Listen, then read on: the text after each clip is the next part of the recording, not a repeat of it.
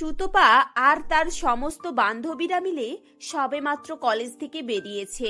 রাস্তায় দুজনে মিলে গাড়ির জন্য অপেক্ষা করতে থাকে। এমন সময় এক টোটোওয়ালা সামনে এসে তাদেরকে জিজ্ঞাসা করে যে তারা কোথায় যাবে।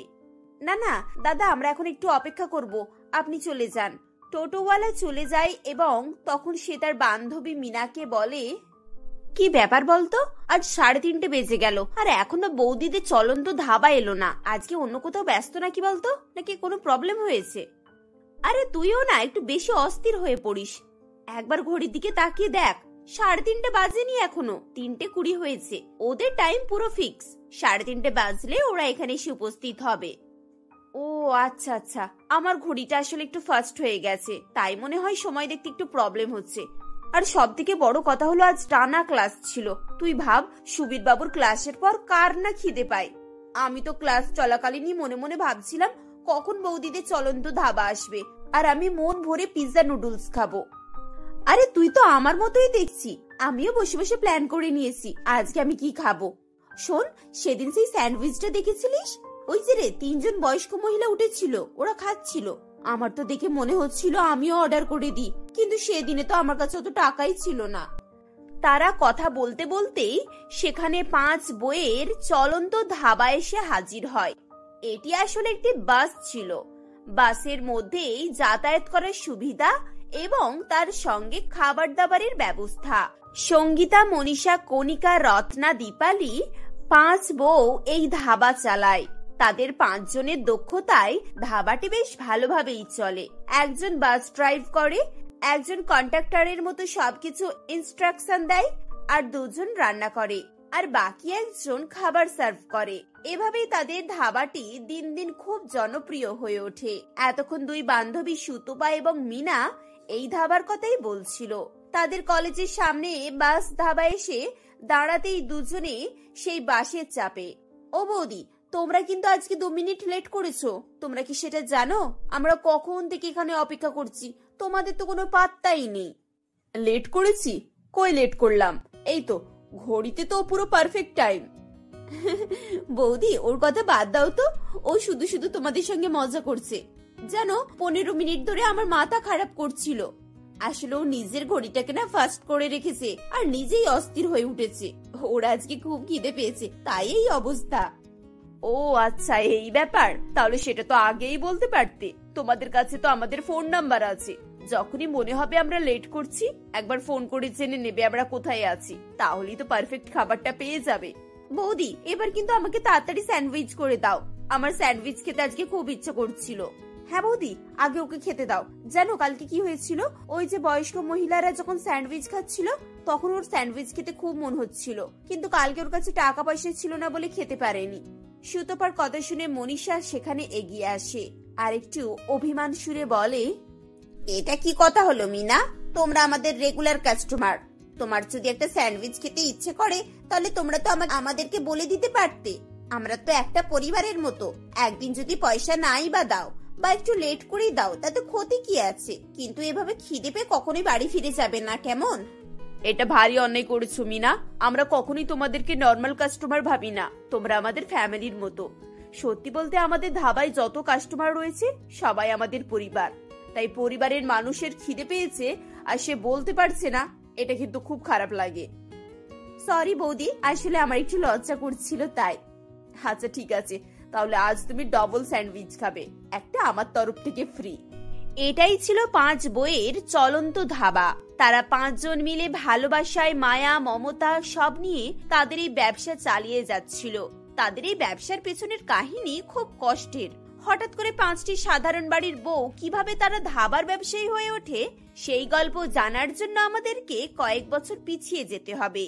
5 বউ তাদের স্বামীর পরিবারে শাশুড়ির অত্যাচার এবং স্বামীদের অবহেলা সহ্য করে নামে সংসার করছিল। মনীষা এবং সঙ্গীতা দুজনেই গর্ভবতী ছিল। দুজনে নিজেদের ঘরে ঘুমাচ্ছিল এবং বাকি 3 জন ঘরদোর পরিষ্কার পরিচ্ছন্ন করছিল।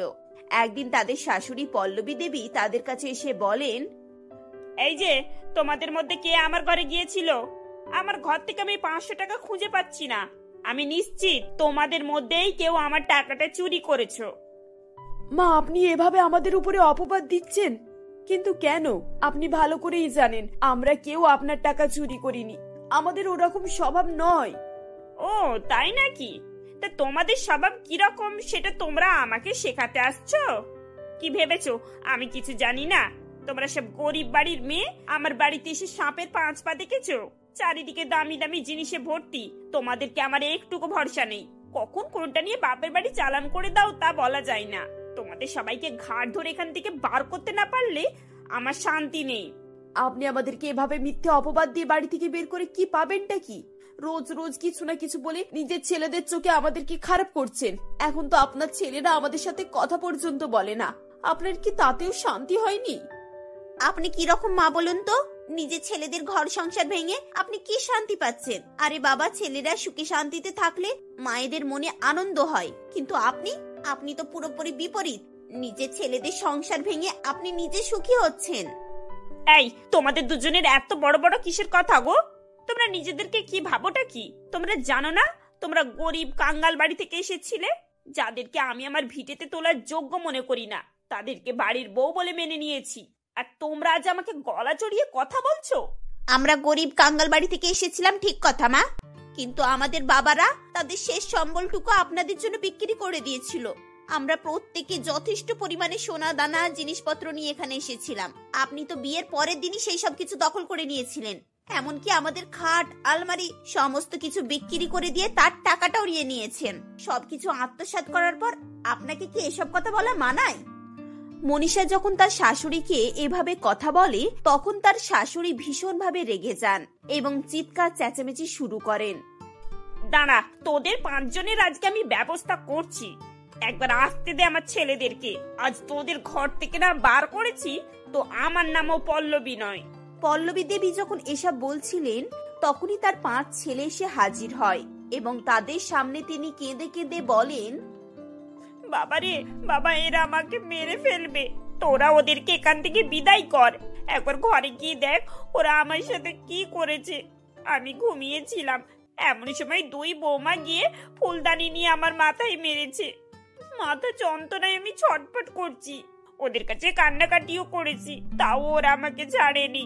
যদি আমার কথা বিশ্বাস না হয় তাহলে আমার ঘরে যা, ওখানে গিয়ে দেখ ফুলদানি ভেঙে পড়ে রয়েছে। মা, আপনি মিথ্যে বলছেন কেন? আমি মানছি আপনার রুমের ফুলদানিটা আমি ভেঙেছি, কিন্তু সেটা পরিষ্কার করতে গিয়ে তার জন্য আপনি আমার হাতে গরম খুন্তি ছ্যাঁকা দিয়েছেন, আর আপনি এখন আপনার ছেলের সামনে এভাবে মিথ্যে বলছেন। কণিকা প্রতিবাদ করলেও পল্লবী দেবীর ছেলেরা তাকেই বিশ্বাস করে। শেষে মায়ের প্ররোচনায় এসে তারা তাদের বউকে শীতের কনকনে ঠান্ডায় ঘর থেকে তাড়িয়ে দেয়। দিদি, এরা কি পাষণ্ড! একবার নিজেদের স্ত্রীদের অবস্থাটাও দেখলো না। এখন আমরা কোথায় যাব, কি করব, কোথায় আশ্রয় খুঁজে পাবো? আমাদের কাছে তো টাকা পয়সা কিচ্ছু নেই। টাকা পয়সা আমার কাছেও নেই, কিন্তু গত মাসে মা আমাকে এই সোনার কানের দুল দুটো লুকিয়ে দিয়ে গিয়েছিল, এটাই আমার কাছে আছে। এটা বিক্রি করে কিছু একটা ব্যবস্থা করা যাবে। আমার কাছে কিছু টাকা আছে, আমি এগুলো জমিয়ে রেখেছিলাম, কিন্তু এই রাতে টাকা সোনা এসব কিছু থাকলেও আমরা তো কিছু করতে পারবো না।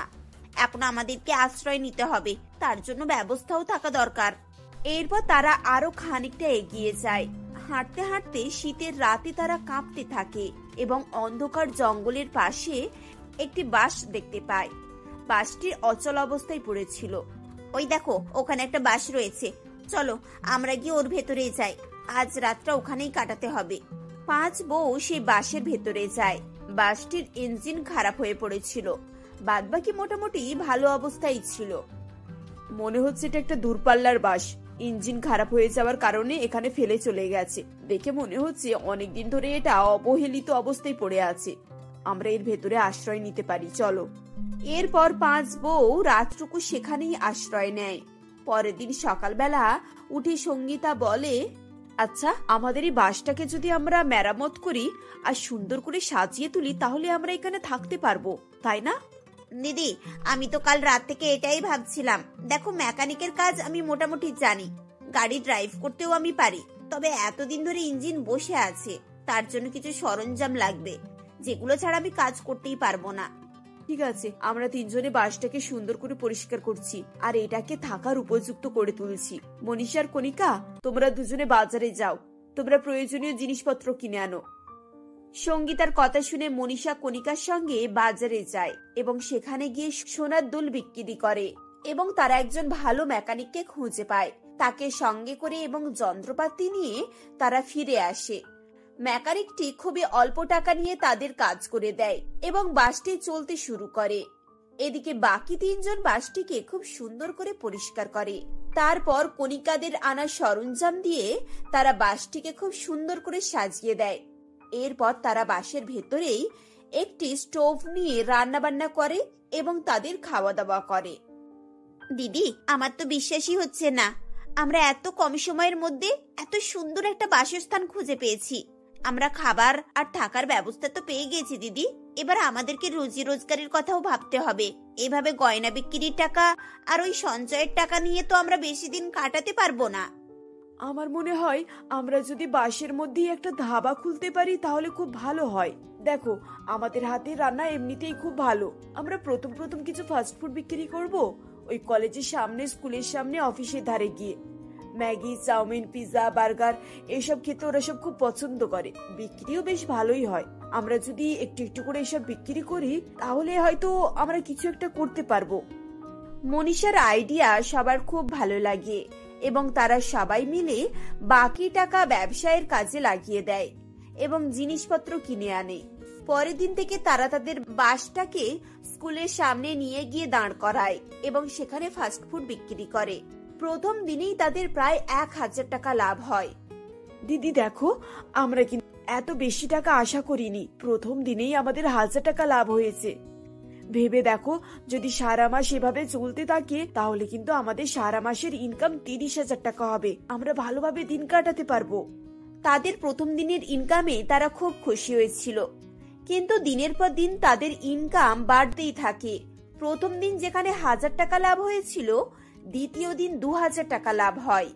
এভাবেই তারা মাসের শেষে অনেক টাকা ইনকাম করে।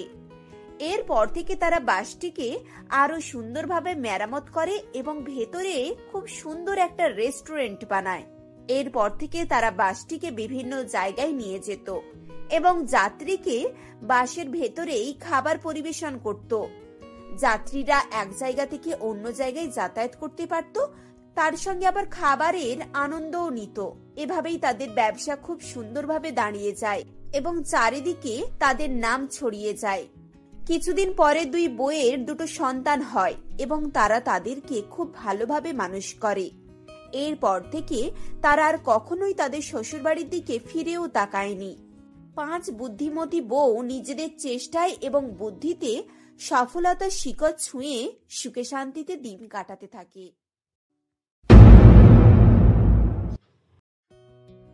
বারুইপুর গ্রামটি চাষভিত্তিক ছিল। সেখানে সকলেই চাষের উপরে ভিত্তি করেই তাদের জীবন অতিবাহিত করত। এমনই সেখানে প্রতাপ তার স্ত্রী সুদেশনার সঙ্গে বাস করত। প্রতাপ খুবই পরিশ্রমী ছিল আর সেও সেখানে চাষবাসেরই কাজ করত। কিন্তু সকলের থেকে প্রতাপ একটু আলাদাই ছিল। সে উন্নত প্রযুক্তি ও আধুনিক সরঞ্জাম ব্যবহারের মাধ্যমে তার ফলনকে অন্যদের তুলনায় বাড়িয়ে দিতে পারত। আর তাই সে যাই চাষ করুক না কেন তাতেই তার বেশ ভালো লাভ হতো। এমনই একদিন, আরে প্রতাপ, এগুলো তুমি কিসের বীজ নিয়ে যাচ্ছ? আমি যে তোমাকে বললাম এবারে শীতে আমরা সকলের মতো শাকসবজি চাষ করব। হ্যাঁ, কিন্তু সুদেশনা, আমাকে তো তুমি ভালো করেই জানো, আমি যেটা ভাবি সেটাই করি। আর আমি এগুলো বেগুনের বীজ নিয়ে যাচ্ছি, দেখবে এই বীজে খুবই ভালো ফলন হবে। সে তো ঠিক আছে, আর সেটা আমিও জানি, কিন্তু বাজারে চাহিদা অনুযায়ী তো আমাদেরকে চলতে হবে, বলো। আগের বছরে তুমি টমেটো চাষ করে যে লসটা খেয়েছিলে সেটা কি তুমি ভুলে গিয়েছো নাকি? সুদেশনার কথা শুনে প্রতাপ একটু চিন্তায় পড়ে যায়, কারণ সে সত্যি সত্যিই বলছিল। কিন্তু তখন সে বেগুন গাছের বীজ কিনে বেশ টাকা খরচও করে ফেলেছিল। তাই সে বলে, তাহলে সুদেশনা, আমি এই বীজগুলো নিয়ে কী বা করবো? এমনও তো নয় যে এগুলোকে আবারও দোকানে ফেরত দেওয়া যাবে। আচ্ছা ঠিক আছে প্রতাপ, তোমাকে এ নিয়ে চিন্তা করতে হবে না, তুমি এগুলো রোপণ করে দিয়ে এসো, আর তখন না হয় যা হবে দেখা যাবে। সুদেশনার কথা শুনে প্রতাপ একটু হলেও মনোবল পায় এবং সে বেগুন চারাগুলো নিয়ে তার জমির দিকে যেতে থাকে প্রতাপের জমি ওই গ্রামেই ছিল, তাই সে কিছুক্ষণের মধ্যেই তার জমিতে পৌঁছে যায়। তখন আরে প্রতাপ, এ তুই কিসের চারা নিয়ে এসেছিস? এগুলোকে তো দেখে নোটে অথবা পালং বলে মনে হচ্ছে না। হ্যাঁ, তুমি ঠিকই বুঝেছো অনিমেষ দা, এটা আসলে বেগুন চারা। এবারে আমি বেগুন চাষ করব। কি বেগুন? হাহা, যার কোনো গুণই নেই, তা হঠাৎ করে তোর মাথায় এরকম উলফাল বুদ্ধি কোথা থেকে আসে? এই বলে অনিমেষ তথা ওখানে উপস্থিত সকলেই প্রতাপকে নিয়ে হাসাহাসি করতে থাকে। তখন হে ঈশ্বর, আমার তো মনে হচ্ছে আমি সত্যি সত্যিই ভুল করে ফেলেছি। এখন তো এরা সকলেই আমাকে নিয়ে মজা করছে। আরে ছাড়ো প্রতাপ ওসব কথা। তাহলে কয় বিঘা জমিতে বেগুন চাষ করছো শুনি? এই তুই কি বলতো? দেখছিস ছেলেটা বোকামি করে লস খেয়েছে, তার উপরে তুই ওকে এভাবে বলছিস? হ্যাঁ, শুধু আমিই কেন, বাচ্চারাও বলবে যে এখন বাজারে বেগুনের মরশুম নয়। এবারে ঈশ্বরই ভালো জানেন ওর কি হবে। এভাবেই বলে সেদিন তারা সকলে সেখান থেকে চলে যায়। এরপর প্রতাপেরও মন খারাপ হয়ে যায়, কারণ সে এতক্ষণে ভেবেই নিয়েছিল যে সে খুব বড় ভুল সিদ্ধান্ত নিয়েছে।